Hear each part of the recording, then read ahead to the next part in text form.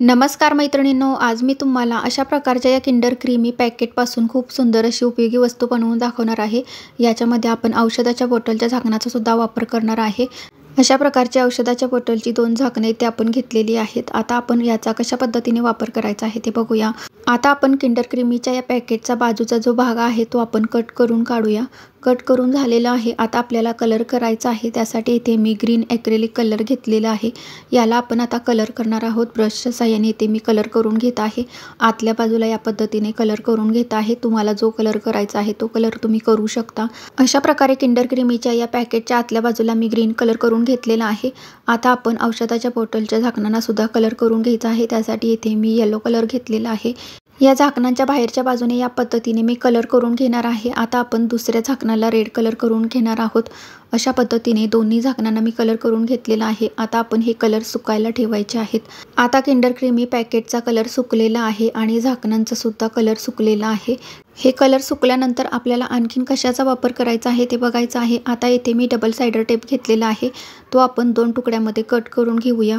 आता हे कट केलेले दोन्ही तुकडे आपण झाकणाच्या खालच्या बाजूला या पद्धतीने चिकटवून घ्यायचे आहेत। अशा पद्धतीने दुसऱ्या झाकणालाही आपण चिकटवून घेऊया। अशा प्रकारे दोन्ही झाकणांच्या खालच्या बाजूला हे टेप आपण चिकटवून घेतलेले आहेत। आता याच्यावरचा जो कागद आहे तो आपल्याला काढून घ्यायचा आहे। आता आपण या दोन्ही झाकणांना जे टेप लावलेले आहे त्याच्यावरचा कागद काढून घेऊया। आता ही दोन्ही झाकणं या पॅकेटच्या आतल्या बाजूला चिकटवून घ्यायची आहेत। अगोदर इथे मी येलो कलरचं झाकण या पद्धतीने चिकटवून घेत आहे। आता आपण हे रेड कलरचं झाकण सुद्धा यामध्ये चिकटवून घ्यायचं आहे। अशा पद्धतीने दोन्ही झाकणं आपण चिकटवून घेतलेली आहेत। आता आपण याला आणखीन डेकोरेट करण्यासाठी 3D आउटलाइनर घेतलेले आहेत, त्याने आपण या पद्धतीने डॉट करून घेणार आहोत। येथे मी येलो कलर आणि रेड कलर घेतलेला आहे, त्याने या पद्धतीने याच्यावरती डिझाईन केलेली आहे। आता हे तुम्ही बघू शकता किती सुंदर दिसत आहे।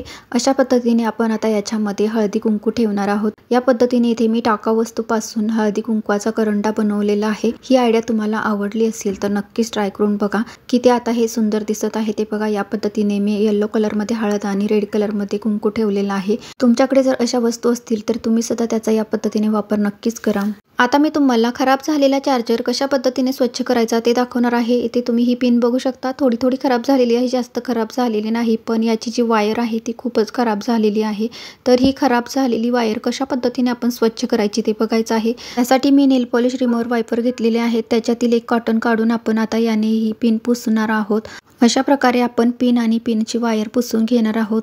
तुमच्याकडे जर हे नसेल तर याच्या जागेवरती तुम्ही नेल पॉलिश रिमूव्हरचा सुद्धा वापर करू शकता, त्याने सुद्धा खूप स्वच्छ होते। अशा पद्धतीने मोबाईल चार्जरची पिन आणि वायर आपण स्वच्छ केलेली आहे। तुम्ही बघू शकता किती स्वच्छ झालेली आहे, सर्व काळपटपणा याच्यातील निघून गेलेला आहे। ही आयडिया तुम्हाला आवडली असेल तर नक्की ट्राय करा।